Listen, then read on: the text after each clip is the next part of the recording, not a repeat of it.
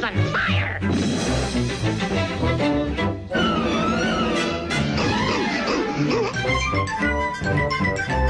I love you.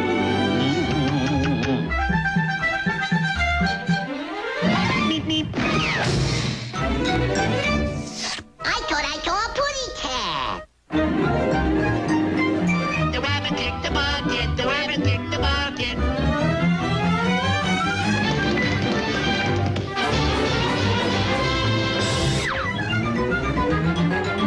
Duck Dodgers in the 24th and a half century. For the first time ever, all the Looney Tunes only on one network. Cartoon Network. Bugs and Daffy, Saturdays and Sundays at 7 a.m.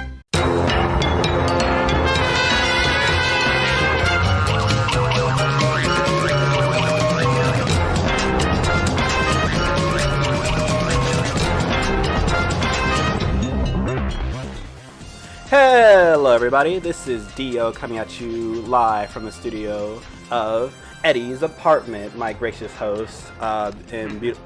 we're gonna cut that out of the way. This is the very first episode of the Screwy podcast, and my gracious host will be the one introducing what we are and what we're going to be talking about here. Take it away. Hello everyone, it's me, Eddie, and to basically give you the gist of this podcast, it will literally be everything that has ever aired on American Cartoon Network. Stuff like, Looney Tunes, Flintstones, Ed, Edd and Eddy, The Powerpuff Girls, Adventure Time, Ben 10, so on and so forth. Everything that has ever aired in like the 30 plus years of Cartoon Network will be probably covered on this podcast. So I'm Eddie, and you've already met Dio. Hello. Yeah. So basically, let's ask. Dio, I have a question for you. What is that question? That question is, what is your history with Cartoon Network? My history with Cartoon Network.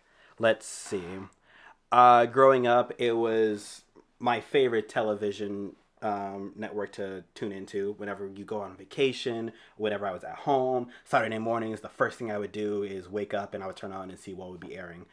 From Ben 10, Generator Rex, Macy World of Gumball, a little more into the modern era, and Boomerang. Boomerang being the sub-outlet to Cartoon Network shows of the older generation, such as Teen Titans and Chowder now. Ooh, Chowder. That was... they were cooking on that show, I'll tell you that. No pun intended? Oh, full intended. Full intentions. Yeah.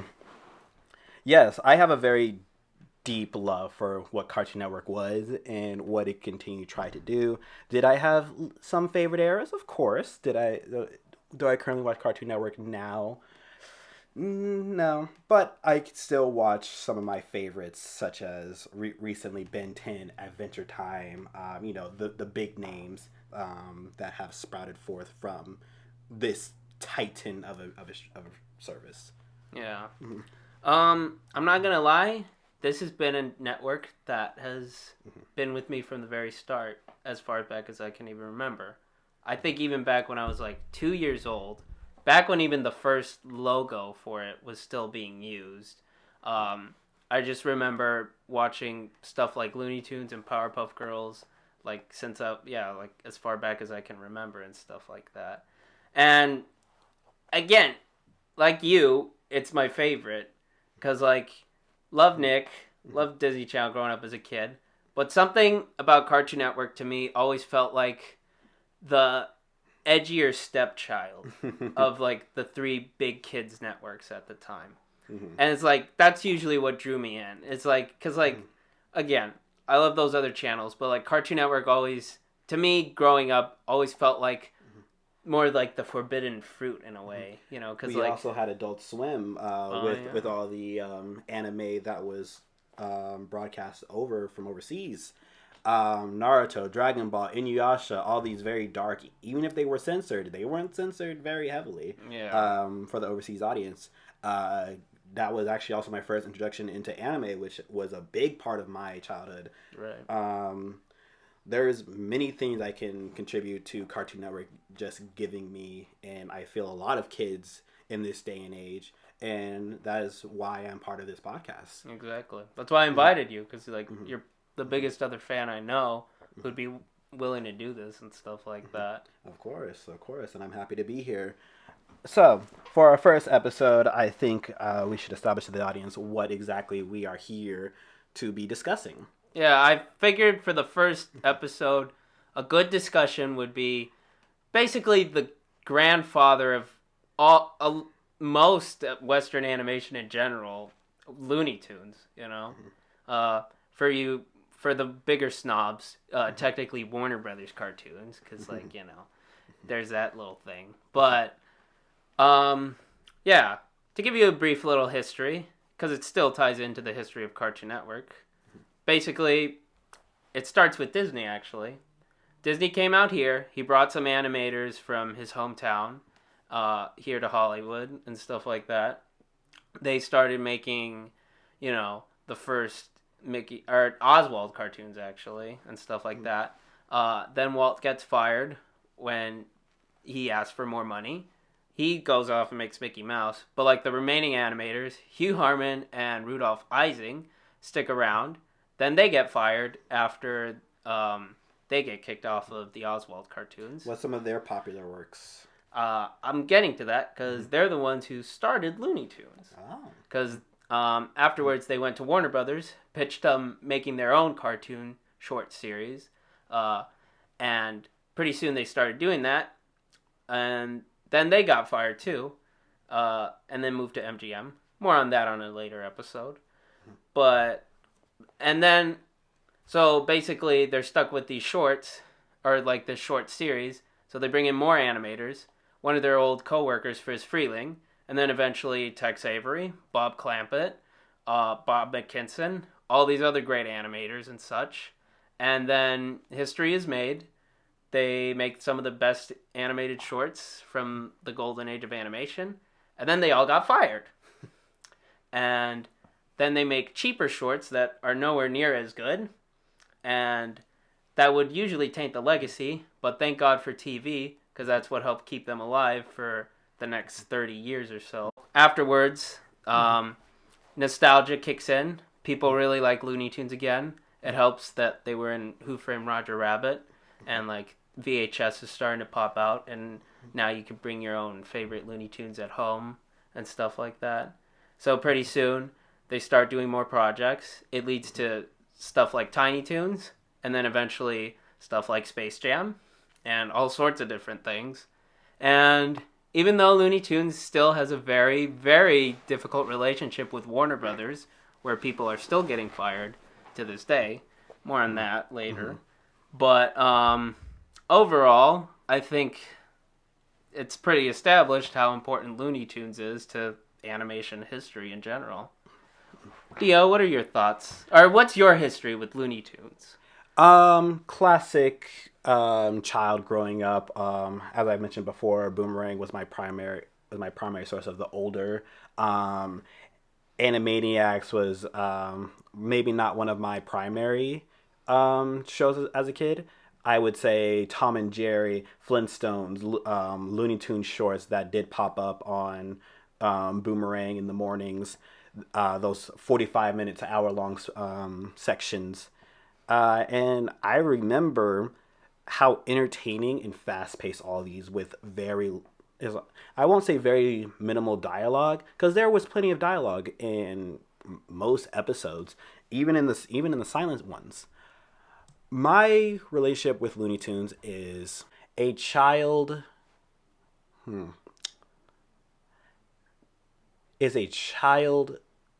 who has learned to appreciate what he had. Because compared to modern day animation, seeing where it all began, it is a whole different experience.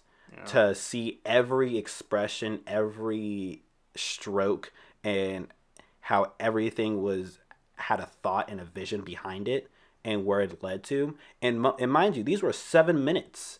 Each of these were only 7 minutes, And I would greatly recommend, if you have the time, if you have a YouTube or Max, to give one of these shorts a chance and just see where we have come from animation. It is truly a spectacle to see where it all started. Yeah.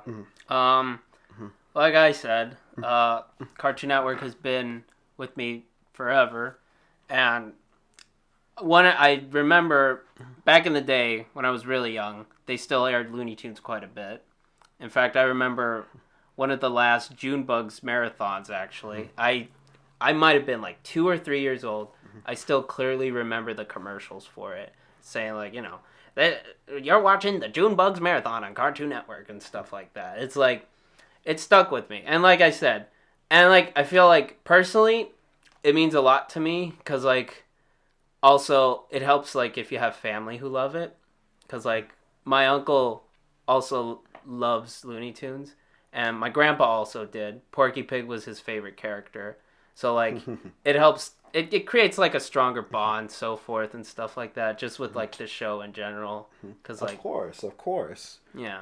So, with that in mind, I feel like we should discuss some of our favorite clips or moments from the Looney Tunes era, or at least whatever we can remember. Some of you guys have may not know that we do take the time to rewatch these episodes from whichever show we're discussing of the week.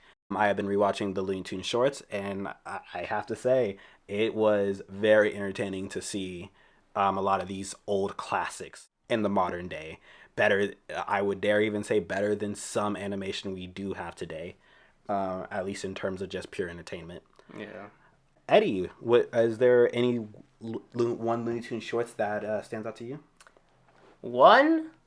Just one? I already know there's not one, but it's like right off the top of your head, what is one that... I can name like maybe one from each director, which we should talk about a little bit. An important part of Looney Tunes is the crew who made it, 'cause, with anything, of course. But like with Looney Tunes, each director has such a distinct voice, and like it's... For many people, it's like the animation heroes that like you first heard about. Of course, there's so many. Like, of course, I think the one that comes to everyone's mind at first is Chuck Jones, who's like, you can tell each style with directors. With Chuck Jones, he was very much into expression. Like, with his cartoons, you can see clearly everybody's expression just well. He was also responsible for the Roadrunner cartoons. So, like, yeah. So, Roadrunner, Wile E. Coyote, all those different shenanigans. He's the one who made Daffy an asshole. Oh. Yeah, because, like, another thing. It's funny to see how the characters transition over time. Because, like, with Daffy, specifically, I think he's the most blatant character that, like, develops, if you can even call it that, over time. Because, like, when he first starts out, he's just this insane duck. A wackadoodle duck out here that's giving Porky Pig a hard time because he just wants to go duck hunting to be one of the other hunters, trying to bring home some duck for dinner. Yeah. I also noticed, funny thing, Porky's I think the most stagnant character, because like he's usually just been the straight man, just like the cute little straight man who's there and stuff like that. He has his gimmick. He has his yeah, that's all, folks. And as a kid who stuttered, and I'm sure some of you folks will hear throughout this podcast, that Porky Pig is a very relatable character, especially with one of the first shorts that I watched starting this, was I believe it was called I Haven't Got a Hat, where it is a simple school time episode where it's a teacher and a bunch of her students are coming together and having a presentation. Porky Pig was the first one up, and he was reciting whatever I can assume is a book report. And he stutters after every word. And for you kids who remember the good old days of your book reports, having to give a speech in front of the class, stuttering and falling over every word, I know this episode will make you recoil in your chair. Because I know I felt every second of it. And And moving on with that episode, every expression, Porky Pig struggling to get a word out. Moving on to this young girl out here trying to sing "Mary Got a Little Lamb," forgetting everything the first half, and then when she finally remembers, she just blows through. Mary got a little. I hear her speaking like she's Eminem doing Rap God or Godzilla. Finally just ending, mind you, this is like the first time I audibly just laughed out loud, was when she ran out the classroom door over the hill, and I just said, I understand, girl, I wish I could have done that. So growing up in school so many times, but we had Gates, unfortunately. they had it a little better in the 30s, I guess. Yeah. But yes, that is definitely also during the black and white era, the sound design, the sound engineering of that time. I don't know if many of you guys notice this now, but for me, I have to have subtitles on almost every single piece of media that I watch, because it is so hard to hear what a lot of characters are saying in certain situations. Yeah. But I could turn off the subtitles for a lot of these older shows, and the people speaking is so much clearer. Every audio sound is crisp. Nothing drowns out another sound, and that's just fantastic quality sound engineering, which I think is something that doesn't get appreciated as much in this day and age. All right. Mm-hmm. Yeah. Funny thing, bringing it back to Porky, actually, you mentioned the stutter. Mm-hmm. Funny thing, his first voice actor, whose name I sadly do not remember right now, he actually did have a stutter. He was like a man with a grown man with like a speech impediment and stuff like that. And they fired him because they realized how much film reel or like voice reel or whatever it is that they were going to use just for him getting through one sentence.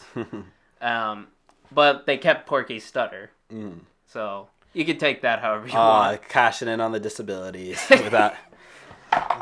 America never changes, does it? No, it doesn't. Watch The Good Doctor. Watch The Good Doctor. I did watch The Good Doctor. It was actually a very entertaining show. I'm currently watching House, but I think that's something for a different podcast. Yeah.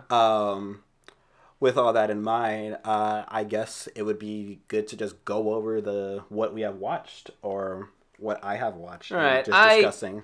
I compiled. I will go a bit on a rant here. I compiled a list of some of the essential Looney Tunes short, and then I had me and Dion watch quite a bit of them. I say some because when Max first started, first of all, it was called HBO Max, and then you know, they had a really great selection of Looney Tunes shorts, like basically every one or most of like the best ones and stuff like that. And mind you, we are not sponsored. We are only saying where you can watch them. Well, of course not, because right now I'm about to shit talk them too. And then, like, David Zaslav comes in. Max, don't take this personally. We want to get sponsored one day. I mean, yeah, I won't complain about that either. But the point is, like, that happens. Bunch of budget cuts and stuff like that. That's, like, real ugly business stuff. And then, of course, one of the casualties is not just the cancellation of projects, a lot of deletion of shows off of streaming services. And Looney Tunes, the original shorts, were a victim of that because like half the shorts got deleted and stuff like that. Most of them weren't being watched, or nobody even remembers the old Looney Tunes classics. Yeah. So it was not something that they thought would be making the money. They're just going to put it back into the closet, into the archives, until a great Looney Tunes Crusade returns, where everyone's saying, oh man, why don't we make cartoons like this anymore? And that's when Max will swoop on in and say, wait guys, we have them all right here. If only. Anyway, but like of the shorts I had, like I try to pick some of the ones that like are pretty essential viewing. Like we talked a bit about I Haven't Got a Hat, a little bit about Porky's Duck Hunt, the first Daffy Duck cartoon. Which was very interesting because I didn't recognize that was Daffy until about halfway through. Mind you, these are only 7-minute shorts. It wasn't like half an hour of me not realizing that the little black duck was Daffy going, woohoo, woohoo. He was like, I'm a wackadoodle. That was a very interesting episode because The first episode you see with Porky Pig is the one I mentioned, the Haven't Got a Hat, as him as a stuttering little schoolboy. Moving on to Porky's Duck Hunt, where he's older and now he's allowed a gun, mind you. Like, trigger warning, there's a lot of guns in the classic Looney Tunes. Yeah, like, one thing we should mention, like, wherever you watch Looney Tunes, it's a product of its time. There's no doubt about it. Lots of gunplay, lots of humor that doesn't age well, specifically racial humor, of course, which is why they had Whoopi Goldberg introduce a bunch of DVDs back in the day saying, like, yeah, we can't excuse this, but we're also not going to censor it because it is a part of history and we need to talk about it either way, which, I think is the best way to, handle it and stuff like that. But it is definitely a product of his time. I will not disagree. Gun comedy is a very huge part of like the early Looney Tunes days. Not for everything. TNT, explosion, general slapstick. You have a little bit of everything in the classic Looney Tunes. I feel like explosives are still allowed sometimes. Oh, of course. Because, like, how's a kid going to get a hold of a stick of dynamite? Well, with modern day technology such as TikTok and YouTube, you can look it up pretty easily. Oh. All right, and if a kid really wants to, really wanted to, he can steal mommy daddy's credit card. Like, hey, little Timmy, don't put it back. Put it back. Don't steal mommy daddy's credit card. Let's stop right there before we create the next Unabomber here. Well, thankfully, we're not in The Incredibles. Yeah, you're right. Anyway, I would love to be in Incredibles. That would be a fun world to live in. It would be a fun. Well, then you realize, wait, no, there's supervillains doing all sorts of. I could take on a supervillain. Like what? I don't know, but I think I'd take one on. Well, it depends on what powers I get. Give me Frozone's power. I think I can handle myself pretty well in that. In that universe. Sure. Yeah. If you have powers, of course. Yeah. If you don't have powers, then of course you're screwed. But hey, that's just part of it, huh? Yeah. It's screwy, ain't it? Hey, there you go. I told you I work one in. Yeah, you would. Porky's Duck Hunt. Funny thing, Porky's Duck Hunt. It was supposed to just be a regular short, just like Porky shooting ducks, and stuff like that. And then Bob Clampett, another big Looney Tunes director. He was an animator at the time. Bob Clampett comes in, and I believe he's the one who really established Daffy's personality. Just like having him doing the hoo-hoo thing, where like he just went to the... Exactly. He went to the director, he said, like, I got an idea. What if this duck just starts acting crazy in the middle of all this? And, yeah, Porky was the first star, but, like, Daffy was, like, one of the first big breakout hit stars where, like, audiences were, like, writing in saying, like, we want more cartoons with this duck. And yeah, this like duck's that. Hilarious because he was literally just a duck. Like, think of your classic cartoon duck, not Daffy standing up on his hind legs, with his comically large beak and his opposable thumbs. No, he was a literal duck that just flew around and he was messing with Porky Pig the entire time. I think that's why they have beef in the Looney Tunes show. Yeah, it's their dynamic too. Obviously, like the early shorts. Yeah, Porky and Daffy. Porky was the straight man. Daffy was like the crazy one and stuff like that, who'd always get them in trouble. And then like when Daffy became the character later on, like the asshole Daffy, I like to call him, where I guess he was an asshole before, but like a different type. Point is, like, greedy asshole Daffy. Porky became sort of like his little sidekick and stuff like that, which was also a pretty fun... which also plays into the Looney Tunes show. Yeah, I mean, the Looney Tunes always had their pairings. We've had Elmer Fudd and Bugs Bunny. Bugs Bunny also paired off with a bunch of other characters, though. But the classic one was Elmer Fudd and Bugs Bunny, the classic Hunting the Rabbit episode. Right. Then we have Daffy, Porky Pig. We have Tom and Jerry. Oh, Tom and Jerry's MGM, yeah. just to remind you. MGM, but I think that's still part of the classic idea of what Looney Tunes was. The general slapstick. They were very influential on the other studios, too. And yeah, Bob Clampett. Well, later on in the podcast, we'll talk about each director individually, spend an episode talking about their each individual shorts and stuff like that. But a lot of them are so important. A Wild Hare, the next short I had to watch, which is the first official Bugs Bunny cartoon. People forget about this. We take it for granted now because, like, Bugs Bunny's such an icon. But like his design early on was, I won't say very different, but how he looked was different from how you picture him in the modern day. Exactly. And like the reason he became such a big star is because, well, at that point, like I said, people were still used to more cutesy Disney cartoons and stuff like that. But like, instead of like having this little rabbit come out and like maybe say something cute or something like that, he pops out, he's munching on a carrot, and he just says, "What's up, dog?" We take that for granted nowadays. It's his catchphrase. You have to do it right. You have to do the catchphrase right. Okay. What's up, doc? There we go. Yeah, okay. Point is, we take it for granted nowadays because it's his catchphrase. Everybody knows it and stuff like that. But before then, it just shows like how different times were back then. Nobody expected a rabbit to come out and like act so casual and like a human being so much like that. A humanoid rabbit. Exactly. Whose only stick in the game was just messing with this hunter, Elmer Fudd, who, mind you, he wasn't even hunting rabbits to eat. He was hunting them for sports because, fun fact, he's a vegetarian. Yeah. Which I never knew growing up that he was a vegetarian this whole time until I've seen Rabbit Fire, where it's the classic duck season, rabbit season. The very first one. Yes. And the first short to make Daffy an asshole. Yeah. Yeah. I mean, were they really asshole, or was it just a? I mean, he was playing a practical joke and trying to get his friend murdered. You know, I'm like, what?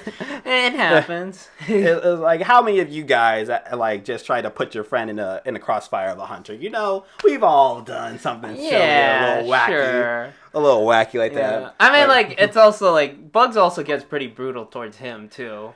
Like, Bugs Bunny.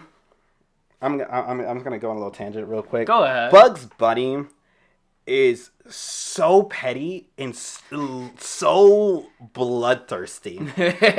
One of my favorite on this list, I can't, is like, forgive me for like butchering some of these names. Rhapsody Rabbit. Oh, the piano one. I love that short. It's classical music, and like, no, I'm not one of those who can name every single. I can't name Mozart, Beethoven. I can't name all their songs. I can't name all of them, but I do enjoy classical music of what it is. That's one of my favorite episodes, and Bugs Bunny is dealing with a little rodent inside of his case that just wants to play alongside of him.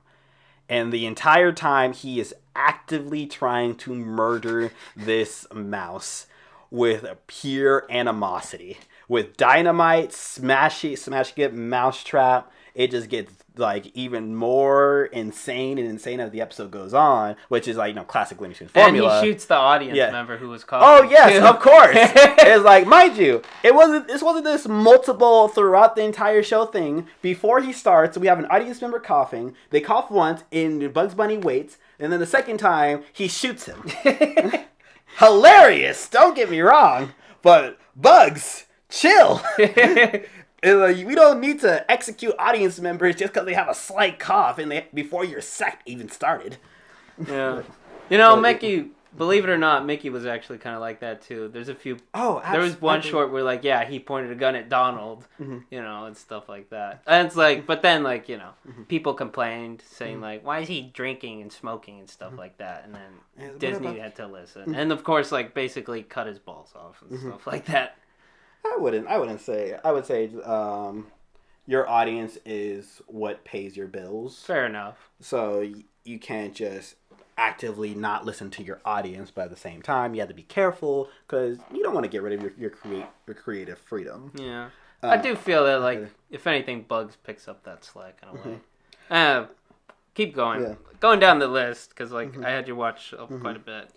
Yes. So I did not get to watch every single thing. Like, some of it was a little hard to find in the order. I got to season 16, and I was still missing like 4 or 5 from the list. Right. The Corny Concerto is like, I feel like it's kind of underrated because, like, it's a short that at the time combined like all the biggest stars, like Bugs, Porky, and Daffy. One of the few shorts where like Bugs and Porky are in the same screen. People forget this, that like in the classic shorts they barely, if ever, interacted at all. Maybe you could count on one hand. This is probably their most notable one where Porky plays the hunter, and it's I think it's not the Blue Danube. Like you, I can't name the music, the classical music specifically either. Actually, talk a little bit about the music in general. Full orchestra. You don't hear that anymore. Yeah, it's I'm not sure if it's just too expensive to hire a full orchestra. Depending, I know some bigger studios do definitely take the time to create their own specific musical scores. Right off the top of my head, I know Star Wars was probably one of the big ones, known for its epic music of, especially with the intro. Most people can the second you start doing it, they can put a name to it. Oh, Star Wars. Exactly. Funny story about the orchestra. It was both expensive and cost effective at the same time, because like what they did is like the orchestra was paid for like the whole day to stay there, and like in the morning they do the score for like a movie, and then and until the next, they'd bring in the next movie score to like compose and stuff like that. They slipped in the Looney Tunes shorts for them to like do the music of. Like just really quickly slip it in. 7-minute cartoon. They knock them out of the park and stuff like that. But yeah, it was like, you can't do that nowadays because like of all the bureaucracy and like cost effectiveness and stuff like that. Yeah, it takes on. Why do that when you can just get an already popular song and just slip it into to your movie? Yeah, but it's something that you take for granted a lot in these shorts because, you know, it's what makes them too. Like, you can't imagine some of these shorts without the music specifically. Of course. There is a lot that goes into the production of even these shorts, between the storyboarding, which, mind you, are still such simple. And when I say simple, I don't mean it's a no-brainer idea. I mean, these are generally concepts that come to you by walking outside and walking down the street. Oh, a cat tracing a bird, or mind you, the one that I watched most recently was Feed the Kitty, where this dog finds a cat in the alleyway that he was trying to scare off. He's like, blah, blah, blah. But you know, my entire thought's like, man, this is just cat owners in general. They think they're these big tough dogs, and then the second they get a cat, they turn into these crying puddle of tears puppies. Yeah. That want to give their entire life to this small animal. Which it was a really cute and is a really great episode. But mind you, comes from such a simple concept of dog takes care of cat. Yeah. Going back to some of the original ones, the first one, Haven't Got a Hat, to swing back, it's just school presentations. Everything they've done in that episode was just school presentations. Porky Duck Hunt, Porky goes hunts a duck. Yeah. And they do these incredibly insane scenarios inside of these. They expand so much on these simple concepts. Yeah. And that's where I believe the charm of Looney Tunes comes in. The music's amazing. The animation is... There's a reason why people know the name Looney Tunes. We still study it, like the animation to this day. Exactly. And coming from an animation background, I did not come from an animation background. I do not have much studious knowledge of these things. However, just as a general audience enjoyer, I can say what I believe, and from what I've seen of our modern day shows, especially when it comes to animation, compared to what it was back then. Yeah, because like you had, well, most of it's not back then. It wasn't outsourced, and like, you know, there's like lost in translation, all these limitations and stuff like that. And not to completely knock modern day animation. There's still standouts. There's still, and like, it's not like it's never made without effort. It's always made with effort, you know, whether it shows across or not. But yeah, you really do appreciate classic animation where it's like, it's fully animated. It's like, you could see the animators like studied motion and stuff like that, and like truly exaggerate it to like really extreme poses and like expressions and stuff like that. And like I said, Bob Clampett, I'm gonna bring him up because like he's one of my favorite directors and stuff like that. But like he would take just like these absurd and surreal looking images and just like make them look so natural in a way and stuff like that. Like the Great Piggy Bank Robbery. I didn't have you watch it because it wasn't on Max, which is a shame, but that's besides the point. It's like this insane short where like Daffy goes in against all these like Dick Tracy villain type characters, like each more absurd than the last. Like one Neon Noodle is a man made out of neon lights. Eraserhead, not the David Lynch movie, a man with a little eraser for a head and rubs him out and stuff like that. If I got erased out of existence, that's going to be a very sad day. Simply because I won't exist anymore, but, you know. Tragedies. Don't make enemies with people who have number 2 pencils. Let's just say that. Yeah. They're trickier than they look. Anyway, point is, like, you know, it's just like this insane short with like all this imagery. And it's like I said, each director's so different, but like you can tell like each one's strengths. Like with of course Bob Clampett, I just talked about him a lot. With Tex Avery, Tex Avery, I think was the one who's the most influential in like Looney Tunes in that he was the one who really made the shorts funny. Cause like Haven't Got a Hat, a bit slow in some parts, a bit slower paced compared to the shorts later on and stuff like that. Of course. Still one of the standouts because before that they were pretty much Disney knockoffs, like a lot of studios in the early 20s and 30s and stuff like that. It was a new media. People were still trying to figure out, and you know why try something new when you can try something that you've already seen worked. Right. And then once people started getting a better grasp of their own animation and their own style, more ideas started to bring forth. And like I said, many of these concepts are simple. You just simply go out as like, what's a common thing that was done back in the 30s? Hunting was a very common sport. Remember your school days, rabbit season, duck season. Trying to remember. Wait, which season are we in? Oh, it's like what are we allowed to hunt? Oh, I think what is it? Duck, rabbit, duck. That's like another great one because like they have this insane bit where like Daffy just like says like, or like Bugs says something and then Daffy goes like, oh, if he's like that, then I'm an elk or something like that. And then Bugs pulls up a sign saying elk season. And then Elmer shoots him and he goes like, you can't be that gullible. It goes like, what do you take me for? Something, I forget, like a jackass or something like that. Jackass season. Shoots him in the head and stuff like that. And it's like, I feel... Daffy. Yeah, that was like I think maybe the last short they did of that trilogy. But like, it was basically... I think it was the apex of everything. Like, it's their classic joke that most people will probably still recognize to this day. Exactly. Well, we don't know for how much longer with the With now Max. now it's considered I felt old once I realized that 2000 was 20 years ago. Yeah. So soon 2000 is going to be considered retro. In the next 10 years or so. Yeah. Speaking of which, collect those DVDs, folks, on Looney Tunes, because that's the only way you can get most of these shorts nowadays, and that you can actually own them. Because, again, Max, probably the worst managed streaming service of them all. So, yeah.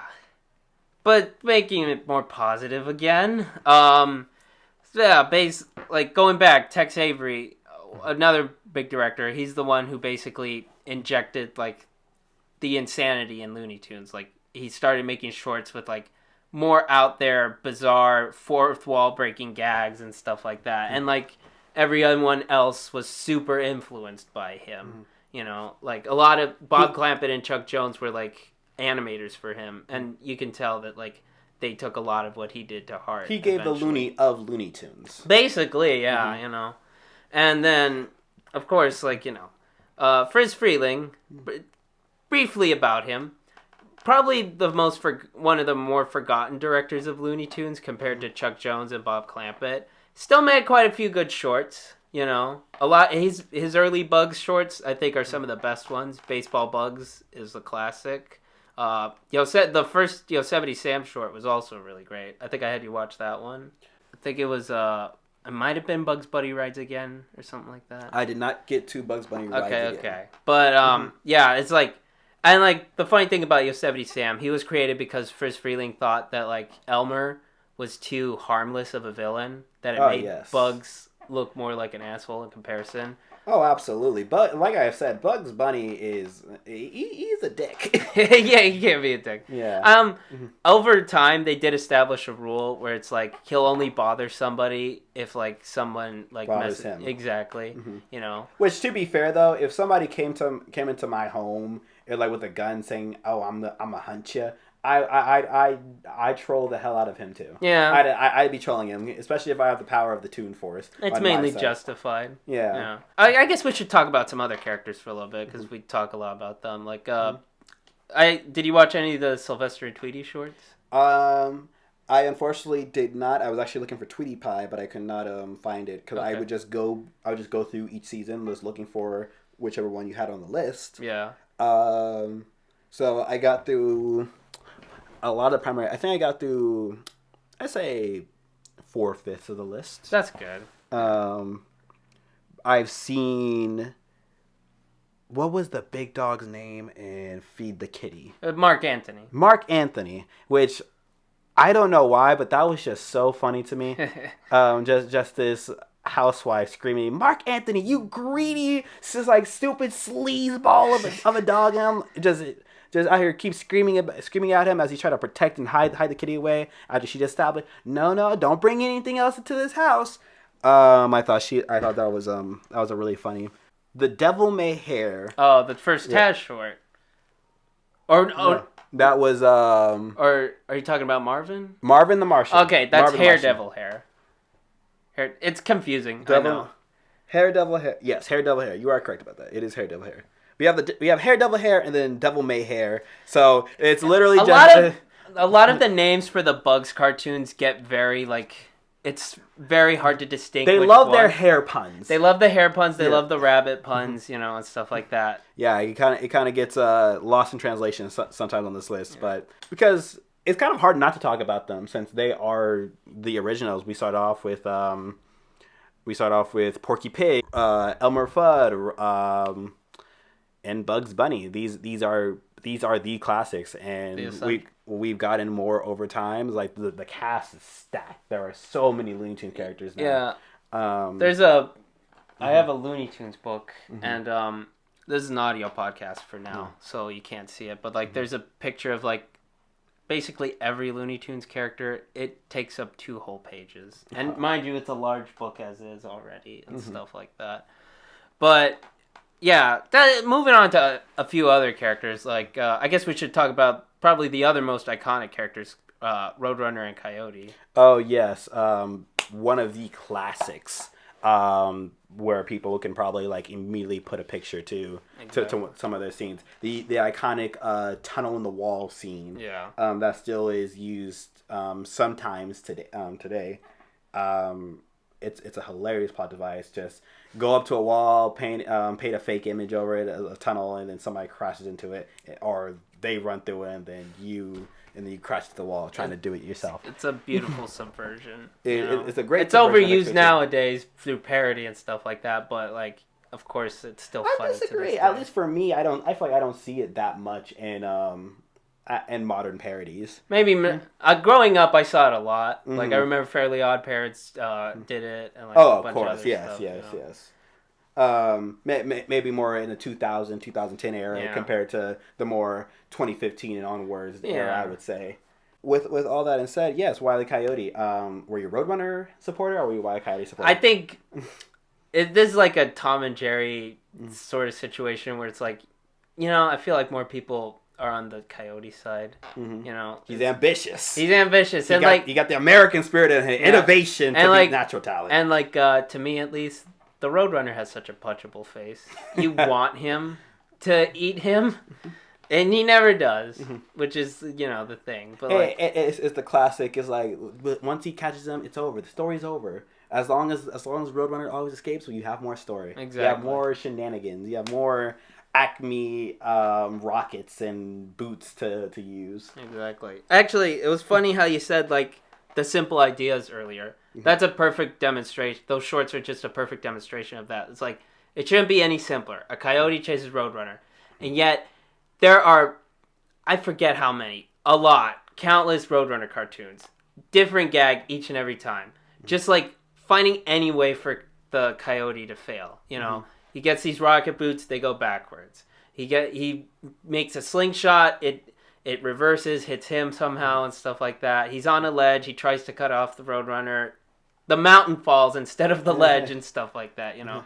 It's just like... Physics don't exist in Looney Tunes, and that's what we love about it. Exactly. Looney Tunes is a classic example of, I want to turn my brain off and just be entertained. And I think that's a lot of where this charm comes from. Yeah, and it's not like without its sophistication either. Oh, absolutely. Like, we were talking about the classical music earlier. It introduces a lot of people to classical music. Oh, yes. You know, it's like, there's a Seinfeld joke where like he sings the Bugs Bunny theme song for the Bugs Bunny show, and then Elaine just goes to him and goes like, You know, it is so sad. All your knowledge of high culture comes from Bugs Bunny cartoons. I feel like that's how it is for a lot of people, too. Not everyone takes the time or is as interested in studying up on certain topics. But there are a lot of media that is a gateway to opening up people's knowledge on whether it's classical music or pop culture of parodies and modern media, because the amount of scenes that I will see in a show or a movie that is calling back to either a previous entry or the amount of video essays you will see where somebody is mentioning, oh, this is a classical interpretation of, for example, let's see, What's Opera Doc? Did you see that one? The opera one. Yes. What's Opera Doc is like parody of opera, obviously. You know? Yes. But it's like, again, it's like very much like both like a homage and a silly parody of it at the same time. Because like Chuck Jones, you know, very, very well-read man. He lived and breathed as many books as he could and stuff like that. And like, obviously, like, he knew his opera, like, more than I do, because I can't name any right now. It's, what many people say is, like, not just Chuck Jones' masterpiece, but basically the apex of Looney Tunes in general, you know. The apex. We should just pull it up right now. Exactly. But we don't have the visual aspect of this podcast just yet, so give us time, folks. So, yeah, don't worry about that. Don't worry about it. Maybe if we make it visual, we'll dress up in costumes every episode or something. It's like maybe on special occasions. I don't got a Bugs Bunny Daffy Duck costume lying around. You know, wear a T-shirt or something. We'll wear something. You know, I'm currently just wearing the red and brown of the classic title card. Did you consciously do that, or a little bit? Okay, a little bit. You know, I want to be in theme of the episode. You know? All right, okay. Yeah, it's like, you know, it's the first podcast. You know, show a little respect. Yeah. No. Okay. Yeah. Other characters.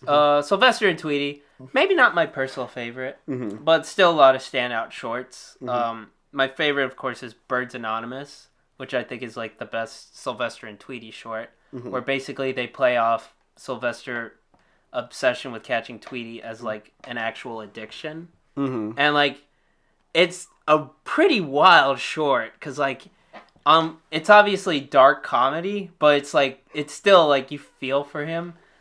Like an actual addict and stuff like that. He's like going as far as to like handcuff himself to a radiator just so he can't reach Tweety and stuff like that. And he has like that bird. Exactly, and he has like a whole emotional breakdown. And it's actually really effective, where it's like, wow, I actually feel bad that Sylvester wants to eat Tweety and stuff like that. It's not an addiction. He can stop anytime he wants. You know, it's like he is like bird. He just tastes good. Exactly. It's like you wouldn't understand. You wouldn't get it.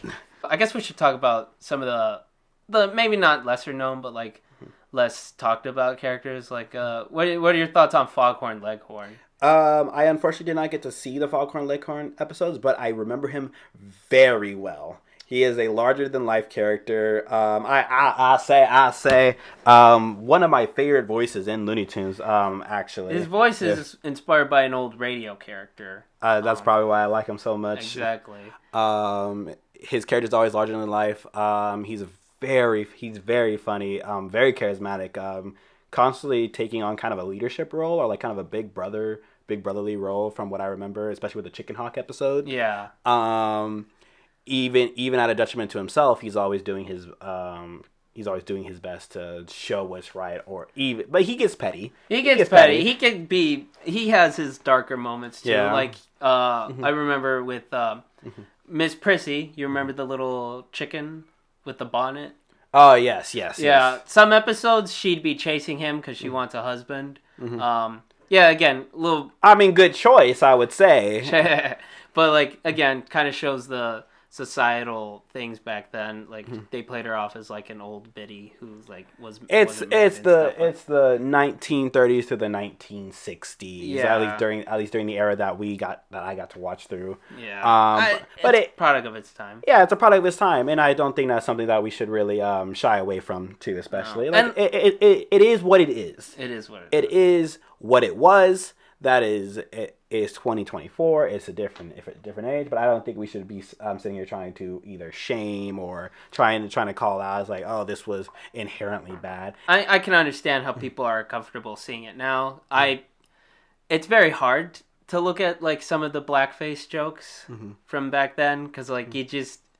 Again, I don't think they meant that much harm with it, but there is just like the image alone of blackface. But they are also uncomfortable. But they are also like far and in between, where it's not. It's not every episode. It's not so constant where you will see a racially insensitive thing. There will be insensitive jokes and aspects of Looney Tunes, but as we said, this is a product of its time. Most of these people aren't doing animation anymore, if at all. Most of them are retired. Yeah, they're dead or retired. Yeah. And like even I remember hearing that quite a few of them did apologize afterwards. Chuck Jones, I think, was the one who did it the least. So like, and when somebody asked him about it, he goes like, I really would not like to talk about that and stuff like that. It's something that the studio thought would be funny. It's what. And comedy changes over time. What people find funny, at the end of the day, comedy will always be subjective. What we find entertaining, a lot of people may not find entertaining. Exactly. So for some of you out there, you might just be listening to fall asleep to or something different to put in the background of your day.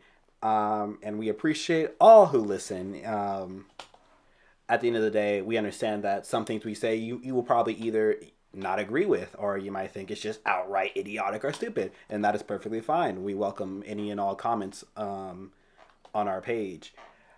At the end of the day, this is for entertainment purposes. Looney Tunes was for entertainment purposes, and while I'm glad that our tolerance and what we appreciate now is different, I will choose not to blame and critique everything that was done as an animator because they had to eat too. Yeah. They had to eat too. Yeah. Anything else? Because I think we should be wrapping up a little bit soon.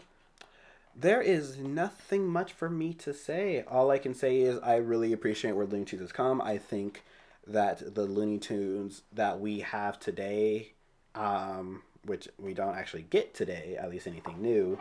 Well, we did for few years. Barely anybody saw it. Yeah. At the end of the day, all I can say is I really appreciate everything they've done. I enjoyed a lot of what I watched. I think a lot of the jokes are funnier now than when I was a kid. Yeah. Seeing a drunken fish is it's pretty funny, especially when it's done right. Definitely when it's done right. Yeah. Thank you all who are listening. Yeah. Eddie, would you like to wrap us up with some shout-outs? Yeah, of course. Follow us on Instagram. Follow us on Threads. Support us on Patreon.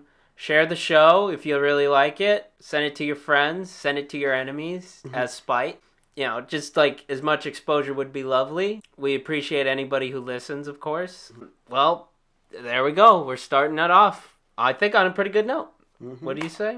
I liked what I talked about. I think I had fun. Yeah, I did too. Mm-hmm. All right. And next time we come back, we're going to be talking about the Flintstones. Exactly. All right. Well, this is Eddie. I'm signing off. This is Dio. Nice to meet y'all, and I hope to see you next time. All right. Bye, everybody.